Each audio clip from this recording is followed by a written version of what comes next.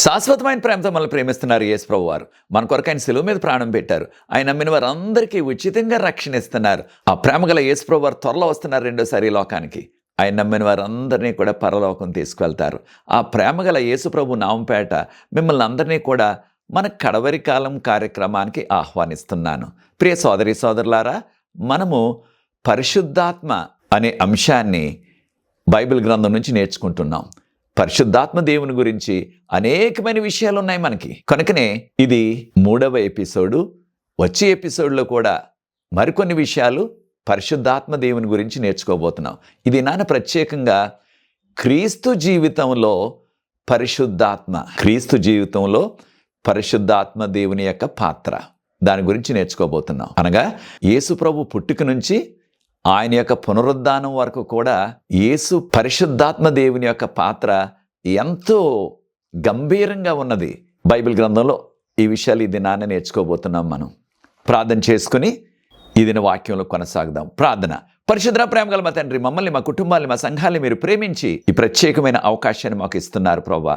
పరిశుద్ధాత్మ దేవుని గురించి బైబిల్ గ్రంథం నుంచి ప్రాముఖ్యంగా ఈ దినాన క్రీస్తు జీవితంలో ఏ రీతిగా పరిశుద్ధాత్మ దేవుని యొక్క పాత్ర ఉన్నదో ఆ విషయాన్ని మేము నేర్చుకుని దాని ద్వారా మేము కూడా మా జీవితాల్లో పరిశుద్ధాత్మ పొందటానికి, పరిశుద్ధాత్మ దేవుణ్ణి మా జీవితంలో, మా బ్రతుకుల్లో, మా జీవితాల్లోనికి ఆహ్వానించి పరిశుద్ధాత్మ దేవుని ద్వారా ఈ కడవరకాల చివరి దినాల్లో మీకు మహిమకరమైన జీవితాలు జీవించడానికి, అనేకమైన ఆశ్చర్యకార్యాలు చేయటానికి మీ కృపను మాకు అనుగ్రహించమని ఈ వాక్యాన్ని వీక్షిస్తున్న ప్రతి వ్యక్తిని ఆశీర్వదించండి, వారి కుటుంబాలను దీవించండి. ఈ పరిచర్య ముందుకు కొనసాగటానికి ఎవరైతే సహకరిస్తున్నారో వారందరినీ ప్రత్యేకంగా ఆశీర్వదించమని, ఈ అమూల్యమైన లోతైన మర్మాలు తెలుసుకోవటానికి పరలోకపు జ్ఞానాన్ని మాకు ప్రసాదించి మీ పరిశుద్ధాత్మతో మమ్మల్ని అందరినీ కూడా నింపవలసిందని, మీరే మహిమ ఘనత తెచ్చుకొనమని యేసుప్రభు వారి పరిశుద్ధమైన నామమును బట్టి ప్రార్థిస్తున్నాను తండ్రి, ఆమేన్.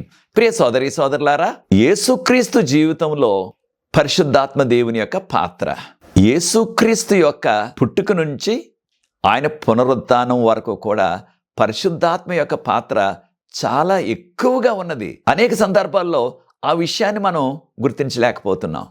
ప్రియ సోదరి సోదరులారా, వెంటనే మనకు వచ్చే ప్రశ్న ఏమిటంటే, యేసుప్రభు దేవుడే కదా, మరలా ఆయనకు పరిశుద్ధాత్మ దేవుని యొక్క అవసరత ఎందుకు వచ్చింది అనే ప్రశ్న మనకు వస్తుంది. అయితే ఒక విషయాన్ని మనం గుర్తించాలా. యేసుప్రభు ఈ లోకంలోనికి ఆయన వచ్చినప్పుడు మానవ అవతారంలో ఆయన మనకు బోధించిన ఆ మాదిరి, మనకు ఒక మాదిరిని ఆయన ఈ లోకంలో స్థాపించి వెళ్ళారు. ఆ మాదిరి ఏమిటంటే, మనము కూడా మానవులుగా, ఆయన యేసుక్రీస్తు మానవుడిగా ఈ లోకంలో పరిశుద్ధాత్మ దేవుని యొక్క శక్తి వలన అనేకమైన అద్భుత కార్యాలు, ఆశ్చర్య కార్యాలు చేశారు. అనేక మందిని రక్షణలోనికి నడిపించారు.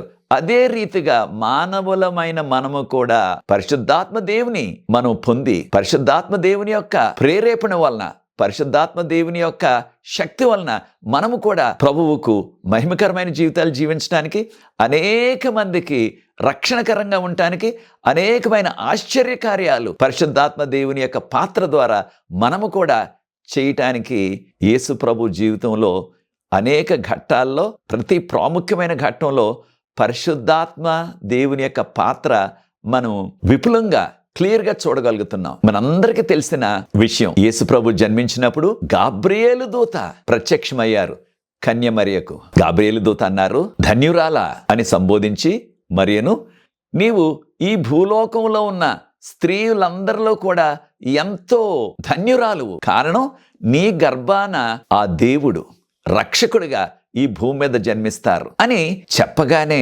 కన్య అయిన మరియకు చాలా ఆశ్చర్యము, భయము కూడా కలిగింది. ఈ విషయాలు మనం లూకాసు వార్త 1వ అధ్యాయం 31 నుంచి 35 వరకు ఉన్న వాక్య భాగంలో గమనిస్తున్నాం. ప్రాముఖ్యంగా లూకాసు వార్త 1వ అధ్యాయం 35వ వచనంలో ఎప్పుడైతే ఆ గాబ్రియేలు దూత ఈ యొక్క వర్తమానాన్ని చెప్పారో ఆ కన్య అయిన మరియకు చాలా చాలా ఆశ్చర్యం, అనుమానం కూడా వచ్చింది. గాబ్రియేలు దూత ఏమని చెప్పారో చూడండి. కన్య అయిన మరియకు వచ్చిన ఆ యొక్క సందేహం, ఏ రీతిగా నేను గర్భం దాల్చగలను, నాకు ఇంకా వివాహం అవ్వలేదు, ఏ పురుషునితో కూడా నాకు ఏ రకమైన శారీరక సాంగత్యం లేదు, నేను ఏ రీతిగా గర్భం దాల్చగలను అని అనుమానాన్ని వ్యక్తపరిచారు. ఖచ్చితంగా 100కి 100 పాళ్ళు కూడా అది సరైన అనుమానమే, సరైన ప్రశ్నయే. కారణం, ఈ లోకంలో ఎవరైనా గర్భం దాల్చాలంటే ఖచ్చితంగా ఆ యొక్క స్త్రీ పురుషుల కలయిక ఉండాలి శారీరకంగా. అయితే గాబ్రియేలు దూత చెప్పిన ఈ యొక్క గొప్ప సత్యాన్ని చూడండి. గాబ్రియేలు దూత అన్నారు, పరిశుద్ధాత్మ దేవుడు నిన్ను ఆవరిస్తారు, ఆ పరిశుద్ధాత్మ దేవుని యొక్క శక్తి వలన నీవు గర్భం దాలుస్తావు అని చెప్పగానే అప్పుడు కన్య అయిన మరియా ఎంతో ఆశ్చర్యంతో నిండిపోయింది. అప్పుడు గాబ్రియేలు దూత అన్నారు, దేవునికి ఏదైనా అసాధ్యమా? ఈ విషయాన్ని మనం లోకాసువార్త 1వ అధ్యాయం 37వ వచనంలో చదువుతున్నాం. లోకాసువార్త 1వ అధ్యాయం 37వ వచనంలో దేవునికి ఏదైనా అసాధ్యమా? ఇంగ్లీష్ లో is there anything impossible to God? ఖచ్చితంగా దేవునికి అసాధ్యమైనది ఏది కూడా లేదు. కనుక ప్రియ సోదరి సోదరులారా, యేసు ప్రభు ఒక నరావతారిగా తన యొక్క ఎంపిక చేసిన ఆ విశ్వాసురాలైన ధన్యురాలైన కన్య మరియ గర్భం దాల్చడం ప్రారంభించినప్పటి నుంచి యేసు ప్రభు చనిపోయి మరలా పునరుద్ధానం చెందే వరకు కూడా, అనగా యేసు ప్రభు పుట్టుక నుంచి ఆయన పునరుద్ధానం వరకు కూడా పరిశుద్ధాత్మ దేవుని యొక్క పాత్ర ఎంతో మెండుగా ఉన్నది. ఈ విషయాన్ని మనం గమనించాలా. అదే సమయంలో జక్రయ్య ఒక యాజకుడు, జక్రయ్య గారు ఒక యాజకుడు, ఆయన దేవుని యొక్క మందిరంలో ధూపార్చన చేయటానికి వెళ్ళారు, ధూపం వేయటానికి వెళ్ళారు. అప్పుడు గాబ్రియేలు దూత ప్రత్యక్షమయ్యారు. అంతవరకు కూడా జక్రయ్య గారికి ఆయన భార్య అయిన ఎలిజబెత్, వారికి పెద్ద వయసు వచ్చేసింది, ముసలివారైపోయారు, వారికి బిడ్డలు లేరు. ఆ దినాల్లో బిడ్డలు లేని వారంటే ఆ సమాజంలో శాపగ్రస్తులు, దేవుని వీరికి లేదు, దేవుడు వీరిని శపించాడు అనుకునేవారు సమాజంలో. అయితే అటువంటి నిందను వారు భరిస్తూ కూడా వారు విశ్వాసులే, ప్రార్థన పరులే, భక్తి పరులే అయినప్పటికీ వారికి బిడ్డలు లేరు. కాను దేవుడు ఒక ప్రత్యేకమైన కార్యక్రమం కొరకు వారికి వృద్ధాప్యం వరకు కూడా బిడ్డలు లేకుండా చేశారు. దేవుడు అనుమతించారు దాన్ని. అప్పుడు గాబ్రియేలు దూత అన్నారు, నీ భార్య ఈ వృద్ధాప్యంలో కూడా, ఈ ముసలితనంలో కూడా గర్భం దాల్చి ఒక కుమారుని కంటాది, ఆయనకు మీరు యోహాను అని పేరు పెట్టండి. అయితే ఆ యొక్క శిశువు ప్రారంభం నుంచి కూడా, పుట్టుక నుంచి కూడా పరిశుద్ధాత్మతో నింపబడతాడు. ఆ యొక్క శిశువు ఎవరు? పుట్టబోయే యోహాను. ఆయన్నే మనం బాప్తిసం ఇచ్చి యోహాను అంటున్నాం. ఈ విషయాన్ని లోకాసువార్త 1వ అధ్యాయం 15వ వచనంలో గమనిస్తున్నాం. లోకాసువార్త 1వ అధ్యాయం 15వ వచనంలో ఆ యొక్క శిశువు అనగా బాప్తిసం ఇచ్చే యోహాను పరిశుద్ధాత్మతో నింపబడతాడు తన యొక్క తల్లి గర్భం నుంచి కూడా. కనుక ఈ విషయాన్ని మనం గమనించాలా. బాప్తిసం ఇచ్చే యోహాను యేసు ప్రభు యొక్క సువార్త కొరకు మార్గాన్ని సరళము చేసిన వ్యక్తి. ఆయన కూడా అనగా బాప్తిసం ఇచ్చే యోహాను కూడా ఆయన యొక్క పుట్టుక నుంచి కూడా పరిశుద్ధాత్మ దేవుని యొక్క శక్తితో నింపబడ్డారు. కనుక ప్రియ సోదరి సోదరులారా, పరిశుద్ధాత్మ దేవుని యొక్క శక్తి ఎంతగా ప్రభావితం చేశారో ఒక్కసారి మనం గమనించాలా. ఈ విషయాన్ని విన్న కన్య అయిన మరియా తనకున్న ఆ యొక్క అనుమానాలన్నింటిని కూడా నివృత్తి చేయటానికి గాబ్రియేలు దూత అన్నారు, మీ యొక్క చుట్టం, ఇంగ్లీష్లో మనం కజిన్ అంటున్నాం, ఎలిజబెత్ ఈ వృద్ధాప్యంలో కూడా గర్భం దాల్చింది, తనకు 6వ నెల గర్భవతి ఇప్పుడు అనగానే అప్పుడు కన్య అయిన మరియా అనగా దేవునికి అసాధ్యమైనది ఏది లేదు కనుక నా చుట్టమైన వృద్ధాప్యంలో ఉన్న ఆ ఎలిజబెత్ కూడా గర్భవతి అయింది, దాన్ని నేను చూడాలా అని ఈ విషయాన్ని తను చూచి నమ్మటానికి కన్య అయిన మరియా బయలుదేరి వెళ్ళి ఆ యొక్క జక్రయ్య గారి ఇంట్లో ఆయన యొక్క భార్య ఎలిజబెత్ గారు ఉన్నారు. ఎప్పుడైతే కన్య అయిన మరియా గాబ్రియేలు దూత యొక్క వర్తమానాన్ని అంగీకరించి వెళ్ళిందో అప్పుడు ఏం జరిగింది? బైబిల్ గ్రంథంలో ఎంతో విపులంగా చదువుతున్న సమయం ఉన్నప్పుడు లోకాసువార్త 1వ అధ్యాయాన్ని ప్రార్థనాపూర్వకంగా చదవండి. ఆ ఎలిజబెత్ యొక్క గర్భంలో ఉన్న ఆ శిశువు, ఆయనే పుట్టబోయే బాప్తిసం ఇచ్చే యోహాను, ఆ యొక్క శిశువు సంతోషంతో గర్భంలోనే గంతులు వేశారని లోకాసువార్త 1వ అధ్యాయం 41వ వచనంలో మనం చదువుతున్నాం. అప్పుడు ఎలిజబెత్ అమ్మగారు పరిశుద్ధాత్మ చేత నింపబడ్డారు అని చెప్పబడ్డది. లోకాసువార్త 1వ అధ్యాయం 41వ వచనంలో పరిశుద్ధాత్మ చేత నింపబడ్డది. అప్పుడు పరిశుద్ధాత్మ యొక్క ప్రేరేపణతో ఆమె ప్రవచనం కూడా చెప్పింది. లోకాసువార్త 1వ అధ్యాయం 42వ వచనంలో ఎలిజబెత్ అమ్మగారు అన్నారు, పరిశుద్ధాత్మతో నింపబడి బిగ్గరగా చెప్పారు, ఏమని? మరియా, నీవు స్త్రీలందరిలో కూడా ధన్యురాలువు, కారణం నీ గర్భాన లోకరక్షకుడు జన్మించబోతున్నాడు. కనుక ప్రియ సోదరి సోదరులారా, యేసు ప్రభు యొక్క జీవితంలో ఆది నుంచి కూడా, ఆయన పుట్టుక నుంచి కూడా పరిశుద్ధాత్మ దేవుని యొక్క పని ఎంతో విపులంగా మనం చూడగలుగుతున్నాం. ప్రియ సోదరి సోదరులారా, బాప్తిసం ఇచ్చే యోహాను గారు యేసు ప్రభు కంటే 6 నెలల పెద్ద వయసులో బాప్తిస్మిచ్చే యోహాను గారు యేసు ప్రభు యొక్క సువార్త పనికి ఆయన మార్గాన్ని సరళం చేశారు. లూకా సువార్త 1వ అధ్యాయం 67వ వచనం గమనించినట్లయితే, బాప్తిస్మిచ్చే యోహాను యొక్క తండ్రి అయిన జకరయ్య, బాప్తిస్మిచ్చే యోహాను జన్మించిన తర్వాత జకరయ్య గారు కూడా పరిశుద్ధాత్మ చేత నింపబడి ప్రవచనాలు కూడా చెప్పారు. ఈ విషయాన్ని మనం లూకా సువార్తలో 1వ అధ్యాయం 67వ వచనం నుంచి గమనిస్తున్నాం. బాప్తిస్మిచ్చే యోహాను ఆ అరణ్యంలో ఆయన పరిశుద్ధాత్మతో నింపబడి, లూకా సువార్త 1వ అధ్యాయం 80వ వచనం, లూకా సువార్త 1వ అధ్యాయం 80వ వచనంలో బాప్తిస్మిచ్చే యోహాను పరిశుద్ధాత్మ దేవుని ద్వారా బలపడి ఆయన పరిచర్య కొరకు సిద్ధపడి ఆయన అరణ్యంలో సువార్త మొదలుపెట్టారు, వాక్యం చెప్పడం మొదలుపెట్టారు. అనేక మంది వచ్చి ఆయన సువార్తను నమ్మి, ఆయన బోధలు నమ్మి బాప్తిసం తీసుకోవడం ప్రారంభించారు. ఆయన యోర్దాను నదిలో బాప్తిసం ఇచ్చారు. ఆయన ఏమని బోధించారు? మారు మనసు పొందండి, పరలోక రాజ్యం సమీపించి ఉన్నది, మారు మనసు పొందండి అని చెప్పారు. కనుక ప్రియ సోదరి సోదరులారా, మనం కూడా ఈ ఆధ్యాత్మిక సత్యాన్ని నేర్చుకోవాలా. మనం కడవరకాల చివరి దినాల్లో జీవిస్తున్నాం. యేసు ప్రభు రెండవ రాకడ అతి సమీపంలో, మనం ఊహించిన దానికంటే త్వరలో ప్రభు వస్తున్నారు. మనం కూడా మారు మనసు పొంది, కారణం పరలోక రాజ్యం సమీపిస్తుంది, మనం మారు మనసు పొంది రాకడ కొరకు సిద్ధపడాలా. ఒక దినాన్న బాప్తిసం ఇచ్చే యోహాను గారు ప్రతిదినం కూడా ఎవరైతే నమ్ముతున్నారో వారికి యోర్దాను నదిలో బాప్తిసం ఇస్తుంటే యేసు ప్రభు వారు కూడా వచ్చారు. ఆయనకి బాప్తిసం అవసరత లేదు. యేసు ప్రభు వారికి బాప్తిసం అవసరం లేదు. ఆయన దేవుడు, ఆయన పరిశుద్ధుడు. కానీ మనకు మాదిరి చూపించడానికి ఆయన బాప్తిసం తీసుకోవటానికి యోర్దాను నదిలోకి వెళ్ళారు. అప్పుడు బాప్తిసం ఇచ్చే యోహాను గారు అన్నారు, ఇదిగో సమస్త లోక పాపములను మోసుకొని పోవు దేవుని గొర్రెపిల్ల అని చెప్పి యేసు ప్రభుని చూపించారు. యోహాను సువార్త 1వ అధ్యాయం 29వ వచనంలో. అప్పుడు యోహాను గారు అన్నారు, నేను మీకు బాప్తిసం ఇవ్వటమా, మీరే నాకు బాప్తిసం ఇవ్వాలా అని యేసు ప్రభుతో అంటే, యేసు ప్రభు అన్నారు, యోహాను ఈ కార్యక్రమాన్ని నువ్వు జరిపించు, అనగా నువ్వు బాప్తిసం ఇవ్వు నాకు అన్నారు. ఆయన బాప్తిసం ఇచ్చారు. ఎప్పుడైతే బాప్తిసం ఇచ్చారో యేసు ప్రభు ఇంకా యోర్దాను నదిలో ఆ నీటిలోనే ఉన్నారు. అప్పుడు గమనించండి, పరిశుద్ధాత్మ పావురం వలె పరలోకం నుంచి దిగి వచ్చి యేసు ప్రభును ఆవరించారు. కనుక ప్రియ సోదరి సోదరులారా, యేసు ప్రభు ప్రాముఖ్యమైన ఘట్టం. అంతవరకు కూడా ఆయనకు 30 సంవత్సరాలు ఆయన నజరేతులో వడ్రంగి పనే చేశారు. ఆయన మెస్సయ్య అని, ఆయన రక్షకుడని ఎవరు కూడా గుర్తించలేదు. ఎప్పుడైతే బాప్తిసం తీసుకున్నారో అప్పటి నుంచి ఆయన పరిచర్య బోధ మొదలుపెట్టారు. ఈ విషయాన్ని మనం మత్తయి సువార్త 3వ అధ్యాయం 16వ వచనంలో పరిశుద్ధాత్మ పావురం వలె ఆయన మీదకు దిగి వచ్చినట్లుగా మనం చదువుతున్నాం. అయితే ప్రియ సోదరి సోదరులారా, అనగా పరిశుద్ధాత్మ దేవుని యొక్క శక్తితో ఆయన నింపబడి యేసు ప్రభు వారు ముందుకు కొనసాగారు. మత్తయి సువార్త 3వ అధ్యాయం 17వ వచనం గమనించినట్లయితే, పరలోకం నుంచి ఒక స్వరం వినబడ్డది, ఈయనే నా ప్రియ కుమారుడు, ఈయన యందు నేను ఆనందిస్తున్నాను అనే స్వరాన్ని తండ్రి అయిన దేవుడు వినిపించారు. అనగా పరలోకంలో తండ్రి అయిన దేవుడు మాట్లాడుతున్నారు, ఈయనే నా ప్రియ కుమారుడని. పరిశుద్ధాత్మ దేవుడు పావురం వలె ఆ యొక్క పరలోకం నుంచి యేసు ప్రభు బాప్తిసం తీసుకొని ఇంకా యోర్దాను నదిలోనే ఉన్నారు. ఆ యొక్క పరిశుద్ధాత్మ దేవుడు ఆయన మీదకు దిగి వచ్చారు. ఈ విషయాన్ని మనం గమనించాలి. కనుక బైబిల్ గ్రంథం మనం బోధిస్తున్నది 3 వ్యక్తులు, తండ్రి, కుమార, పరిశుద్ధాత్మ. ఇక్కడ మనం ఎంతో విపులంగా క్లియర్గా చూడగలుగుతున్నాం. తండ్రి పరలోకం నుంచి మాట్లాడుతున్నారు, ఈయనే నా ప్రియ కుమారుడని. పరిశుద్ధాత్మ పావురం వలె దిగి వచ్చారు యేసు ప్రభు మీదకి. యేసు ప్రభు యోర్దాను నదిలో ఉన్నారు. కనుక 3 వ్యక్తులు, తండ్రి, కుమార, పరిశుద్ధాత్మ.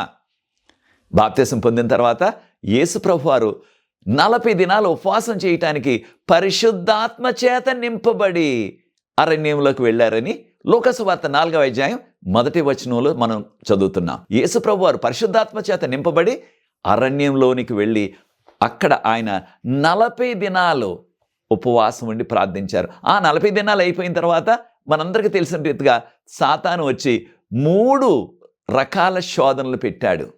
అయితే ప్రభువారు ప్రతి శోధన కూడా వాక్యంతో జయించారు. మత్తయి సువార్త 4వ అధ్యాయం 4వ వచనం గమనించినట్లయితే సాతాను అన్నాడు, నీవెంతో ఆకలిగా ఉన్నావు కదా, నీవు దేవుని కుమారుడు అయినట్లయితే ఈ రాళ్లను రొట్టెలుగా చేసుకుని తిను అని శోధించినప్పుడు ప్రభువారు ఏమన్నారు, మానవుడు రొట్టె వలన మాత్రము కాదు జీవించేది, దేవుని యొక్క మాటల వలన జీవిస్తారని మత్తయి సువార్త 4వ అధ్యాయం 4వ వచనంలో ఆయన జవాబు చెప్పారు. అనగా దేవుని యొక్క వాక్యంతోనే జవాబు చెప్పారు ప్రతి శోధన కూడా. ప్రియ సోదరి సోదరులారా, మనం కూడా ఈ యొక్క ఆధ్యాత్మిక పాఠాన్ని నేర్చుకోవాలి. ఎటువంటి శోధన మనం జయించాలన్నప్పటికీ ఈ లోకంలో మన జీవితాల్లో వాక్యము ద్వారానే మనం జయించవచ్చు. కనుక వాక్యాన్ని మనం చదవాలా, వాక్యాన్ని మనం గుర్తుంచుకోవాలా. వాక్యం ద్వారా ఎటువంటి శోధన అయినప్పటికీ మనం జయించగలం. ఈ 40 దినాలు ఉపవాసం చేసిన తర్వాత ఆ సాతాను యొక్క 3 శోధనలు ఆయన జయించిన తర్వాత అప్పుడు యేసుప్రభువు వారు మరలా తిరిగి గలిలయకి వచ్చేశారు. లూకాసు వార్త 4:14 గమనించినట్లయితే ప్రభువారు మరలా ఆయన పుట్టి పెరిగిన ఆ ప్రాంతం గలిలయ ప్రాంతం నజరేతుకు మరలా తిరిగి వచ్చేశారు. ఎలా వచ్చారు?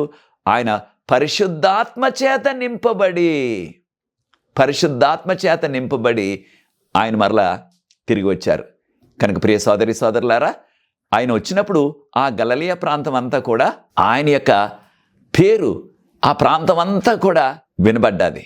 అనగా ఆయన యొక్క శక్తి, ఆయనలో ఉన్న మహిమ, ఆయనలో ఉన్న ఆ దైవత్వము ఆ ప్రాంతం వారందరూ కూడా ఆయన యొక్క పేరు ప్రఖ్యాతులు అందరికీ కూడా తెలిసిపోయింది. ఆ గలిలయ ప్రాంతంలో ఎలా తెలిసింది? ఏ కార్యం ద్వారా తెలిసింది?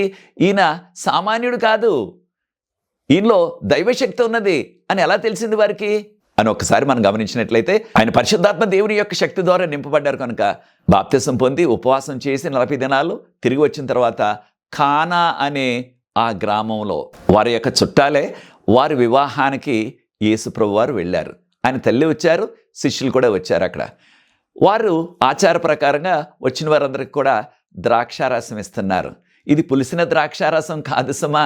పులిసిన ద్రాక్షారసం అయితే అది సారా అయిపోతుంది. ఇది తాజా ద్రాక్ష పళ్ళతో చేసిన తాజా ద్రాక్షారసం. దీన్ని మనం ఫ్రెష్ గ్రేప్ జ్యూస్ అంటున్నాం మనం. అది ఎంతో ఆరోగ్యానికి మంచిది. అది ఇచ్చే అలవాటు ఉంది. పెళ్ళికి వచ్చిన వారందరికీ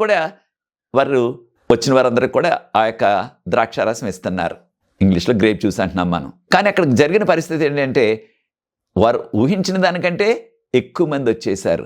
బహుశా ఎక్కువ ఎండగా ఉండుంటుంది కనుక వచ్చిన వారందరూ కూడా ఇంకో గ్లాస్ ఇవ్వండి అని అడిగే ఉంటారు. ఏదేమైనప్పటికీ ద్రాక్షారసం అయిపోయింది. ఏం చేయాలో వారికి ఇక వారు తర్జనా భర్జన పడిపోతున్నారు. కారణం వచ్చిన వారికి కనీసం ఒక కప్పుడు మనం ద్రాక్షారసం ఇవ్వలేకపోయినట్లయితే పరువంతా పోతుంది. మన పరువంతా పోతుంది. ద్రాక్షారసం కూడా వచ్చిన వారికి ఆ జ్యూస్ ఇవ్వలేని వాళ్ళు మనల్ని అందరిని ఎందుకు పిలిచారు అని అనుకుంటారు చాలామంది. అప్పుడు యేసుప్రభు వారి ఇంటి వద్ద రాతి బాణలు ఉన్నాయి. దాన్నే మనం ఈ రోజుల్లో ట్యాంక్ అంటున్నాం ఇంగ్లీష్లో. స్టోన్ ట్యాంక్ అంటే రాతితో చేసిన నీళ్ల తొట్టె. అలాంటివి 5 ఉన్నాయి. ప్రభువారు అన్నారు 5 కూడా నింపేయమన్నారు. అక్కడున్న వారికి సహాయం చేసే, ఆ యొక్క వివాహానికి సహాయం చేసే వారి బంధువులు లేకపోతే వారి స్నేహితులు వారు యేసుప్రభు వారు చెప్పగానే ఆయనలో అద్భుత శక్తి వారు ఎవరికీ తెలియదు. కానీ ఆయన చెప్పారు కనుక మనం చేద్దాం. యేసుప్రభు వారు తల్లి అన్నారు, ఆయన ఏం చెప్తే అది చేయండి అన్నారు. వారు నీళ్లు నింపేయమంటే మరి ఈ రోజులాగా ఏదో మనకి పంపు ఉండి ఒక ట్యాప్ ఉండి ఆ నీళ్లు పెట్టేయటానికి అటువంటి పైపులు లేవు ఆ రోజుల్లో. కనుక మోసుకు రావాలా, నీళ్ళు నింపేశారు. అయితే యేసుప్రభు వారు అద్భుతం చేసి ఆ యొక్క ఒట్టి నీళ్ళనే మధురమైన గ్రేప్ జ్యూస్గా ద్రాక్షారసంగా చేసేశారు. అనగా ఆ అద్భుతం ద్వారా ఆ యొక్క పెండ్లి కార్యక్రమం అంతటికి కూడా యజమానిగా ఉన్న వ్యక్తి అన్నాడు, ఇది చాలా రుచిగా ఉంది, చాలా మధురంగా ఉంది అన్నారు. చాలామంది మధురంగా ఉన్నది ముందు ఇస్తారు, కాస్త నీళ్లు కలిపేసింది ఆఖరినిస్తారు. కానీ ఇక్కడ మీరు మధురంగా ఉన్నది ఆఖరి వరకు ఉంచారు, చాలా రుచికరంగా ఉంది అన్నారు ఆయన. ఎప్పుడైతే యేసుప్రభు వారు ఈ అద్భుతాన్ని చేశారో, ఒట్టి నీళ్లను ద్రాక్షారసంగా మార్చేసి వారి అవసరత అంతా తీర్చేశారో, ఆ యొక్క పేరు, ఆ ప్రఖ్యాతి ఆ ప్రాంతం అంతా కూడా తెలిసిపోయింది. కనుక ప్రియ సోదరి సోదరులారా, యేసుప్రభు యొక్క పేరు అందరికీ తెలిసిపోయింది. యేసుప్రభు యొక్క అద్భుత శక్తి అందరికీ కూడా తెలిసిపోయింది. ఆ ప్రాంతం అంతా కూడా ఆయన మహిమ ప్రాకింది. అప్పుడు యేసుప్రభు వారు తన యొక్క మెస్సయ్య అంటున్నాం, అనగా తన యొక్క నేను దేవుణ్ణి, నేను రక్షకుణ్ణి అని ప్రకటించటానికి ఆయన పెరిగిన ఆ నజరేతులో ఉన్న ఆ మందిరం, దాన్నే సినగోగ్ అంటున్నారు వాళ్ళ యొక్క యూదుల భాషలో. ఆ సినగోగులో అనగా మందిరంలో యేసుప్రభు వారు వచ్చారు. ఎప్పుడొచ్చారు? ఆయన వాడుక చొప్పున ప్రతి విశ్రాంతి దినాన్న, దీన్నే మన భాషలో శనివారం అంటున్నాం. లూకాసు వార్త 4:16 ప్రతి విశ్రాంతి దినాన అనగా ప్రతి శనివారం కూడా యూదుల యొక్క ఆరాధన దినం. కారణం దేవుడు ఆది కాండంలో 6 దినాలు సృష్టించారు, 7 దినాన్ని విశ్రమించారు. కనుక యేసుప్రభు ఈ లోకంలో ఉన్నప్పుడు కూడా ఆ విశ్రాంతి దినాన్న ఆరాధన కొనసాగించారు. ఈ విషయాన్ని కూడా మనం గుర్తించాలా. దేవుని బిడ్డలుగా ఆయన 10 ఆజ్ఞల వెలుగులో మనం జీవిస్తూ యేసుప్రభు క్రైస్తవుడనగా క్రీస్తుని పోలి అనుసరించేవారు మనమందరం కూడా. కనుక యేసుప్రభు ఏమి చేశారో దానిని మనం చేయాలనగా మనం కూడా ఆ విశ్రాంతి దినాన్న వారానికి ఒకసారి ఆరాధన దినంగా, తక్కిన రోజులు మర్చిపోమని కాదు, తక్కిన రోజులు కూడా ఆరాధించాలా, కానీ వారానికి ఒకసారి ప్రత్యేకమైన ఆరాధన దినము విశ్రాంతి దినము. అది యేసుప్రభు వారు చేశారు. లోకసువార్త 4:16 అప్పుడు ఆయన చదివిన వాక్య భాగం చూడండి. లోకసువార్త 4:18 ఆయన యెషయా గ్రంథంలో 61వ అధ్యాయంలో చెప్పబడిన వాక్య భాగాన్ని చదివి అన్నారు, దేవుడు నన్ను పరిశుద్ధాత్మతో అభిషేకించారు. దేనికి? నేను అద్భుతాలు చేయటానికి, చూపులేని వారికి చూపివ్వటానికి, ఈ సువార్త పేదలకు కూడా ప్రకటించడానికి, సువార్త బీదలకు కూడా ప్రకటించడానికి నన్ను అభిషేకించారు. దేనితో? పరిశుద్ధాత్మతో. కనుకనే ఆయన అనేకమైన అద్భుతాలు చేశారు. చూపులేని వారికి చూపించారు, కాళ్ళు లేని వారికి కాళ్ళు ఇచ్చారు, చనిపోయిన వారిని సహితం లేపారు. దీనివలన పరిశుద్ధాత్మ చేత ఈ అద్భుతాలు చేయటానికి అభిషేకించబడ్డారని లోకసువార్త 4:18 యేసుప్రభు వారే చెప్పారు. కనుక యేసుప్రభు వారు నేను దేవుడును, నేను మెస్సయాను అని ప్రకటించుకున్నారు. అయితే ప్రియ సోదరి సోదరులారా, యేసుప్రభు ఈ లోకంలో జీవించినప్పుడు ఆయన యొక్క బోధలు, ఆయన యొక్క అద్భుతాలు ఇవన్నీ కూడా పరిశుద్ధాత్మ దేవుని యొక్క ప్రభావంతో ఆయన చేశారు. ఆయన దేవుడే, కానీ మనకు మాదిరి చూపించడానికి, మనం కూడా ఆయన నమ్ముకున్నట్లయితే ఆయన యొక్క వాక్యాన్ని బోధించడానికి, ఆయన నామం పేరట అద్భుతాలు చేయటానికి, అద్భుతాలు చేసి మనం సొంతగా లబ్ధి పొందటానికి కాదు, కానీ దేవునికి మహిమ తేవటానికి పరిశుద్ధాత్మ దేవునితో ఆయన నింపబడి ఆ పరిశుద్ధాత్మ దేవుని యొక్క శక్తితో ఈ కార్యాలన్నీ చేసి మీరు కూడా మానవులుగా, నా శిష్యులుగా, నా విశ్వాసులుగా ఇటువంటి కార్యాలు చేయవచ్చు అని మనకి రుజువు చేయటానికి, మనకు ఒక భరోసా ఇవ్వటానికి యేసుప్రభు ఈ కార్యాలు పరిశుద్ధాత్మ దేవుని యొక్క శక్తి ద్వారా చేశారు. మత్తయి సువార్త 12:28 యేసుప్రభు అనేకమైన దురాత్మలను వెళ్ళగొట్టారు. దీన్నే దెయ్యాలు అంటున్నాం మనం. ఆ దెయ్యాలను వెళ్ళగొట్టారు. అయితే దేని ద్వారా వెళ్ళగొట్టారు? ఆ పరిశుద్ధాత్మ యొక్క శక్తి ద్వారా వెళ్ళగొట్టారు.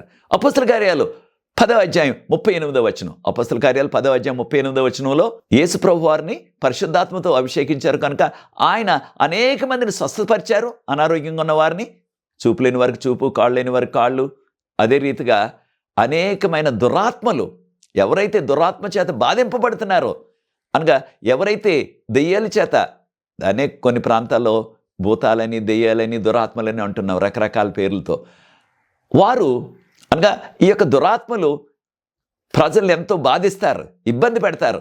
వారందరినీ కూడా ఆ దురాత్మలను వెళ్ళగొట్టడానికి, పారద్రోలటానికి పరిశుద్ధాత్మ శక్తిని దేవుడు వాడారు. యేసుప్రభు వారు ఈ లోకంలో 3.5 సంవత్సరాలు పరిచర్య చేసి బోధించి అనేక మందికి స్వస్థత ఇచ్చారు. ఇదంతా కూడా పరిశుద్ధాత్మ దేవుని యొక్క శక్తి ద్వారా చేశారు. దాని ద్వారా మనకిస్తున్న ఆ యొక్క భరోసా ఏమిటంటే, మనం కూడా ఆయన నమ్ముకున్నట్లయితే అటువంటి ఆశ్చర్యకార్యాలు, అద్భుత కార్యాలు చేయగలం.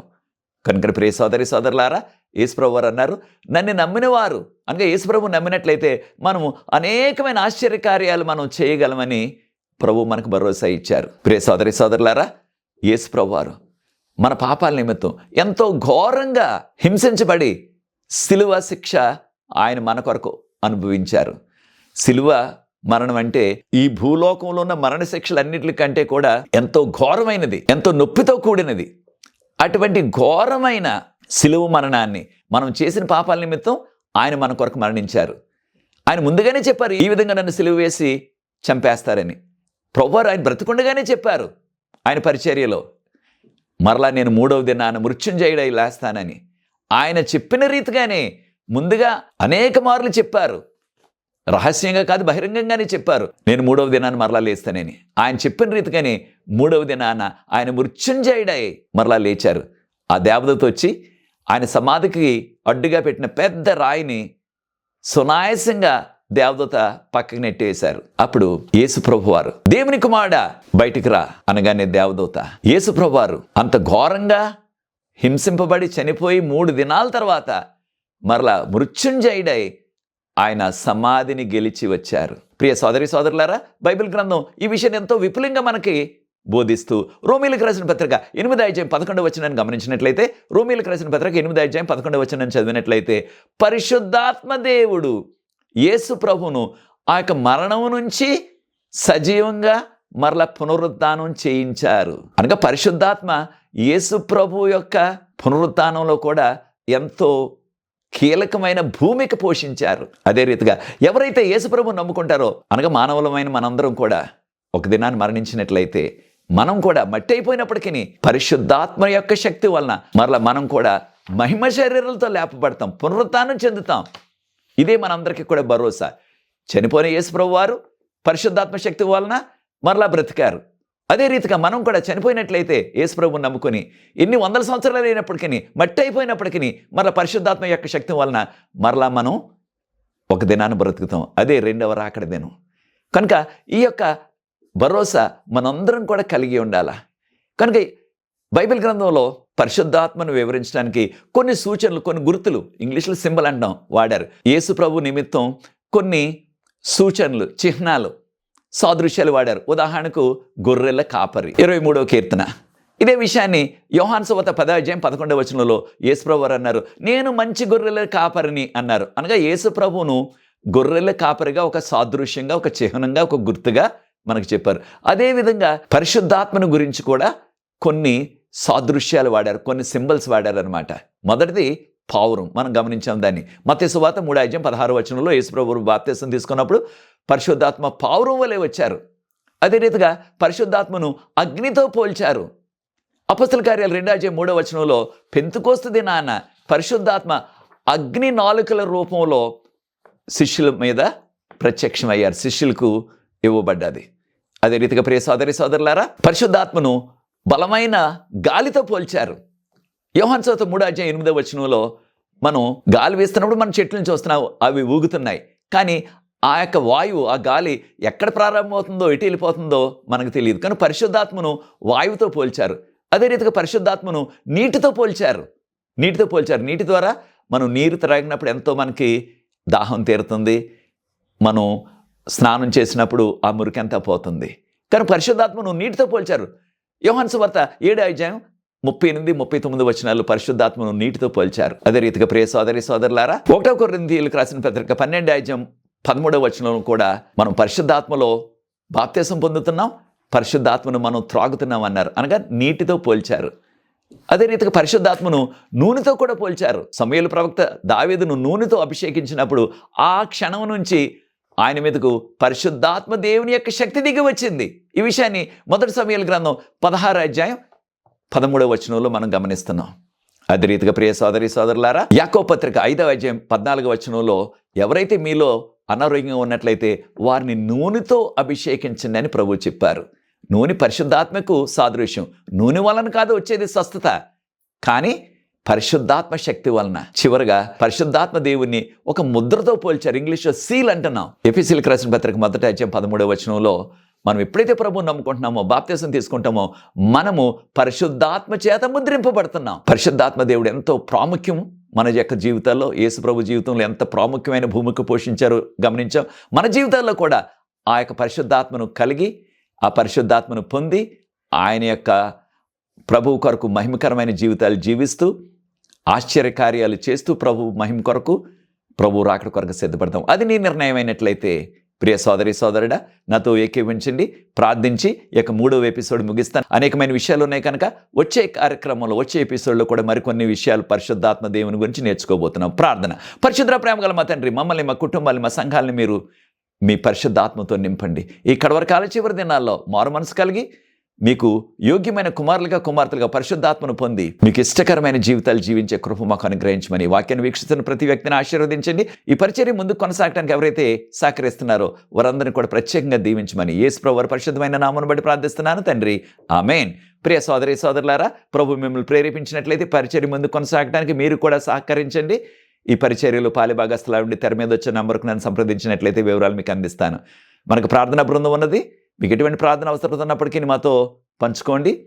మీ కొరకు ప్రార్థిస్తాం. ప్రభు అనేకమైన జవాబులు ఇస్తున్నారు. ఈ అవకాశాన్ని మీరు కూడా సద్వినియోగం చేసుకోండి. ప్రభు మిమ్మల్ని ప్రత్యేకంగా దీవించుగాక. వచ్చే ఎపిసోడ్లో మరికొన్ని విషయాలు మనం తెలుసుకుందాం. ప్రభు మిమ్మల్ని ప్రత్యేకంగా దీవించుగాక. God bless you.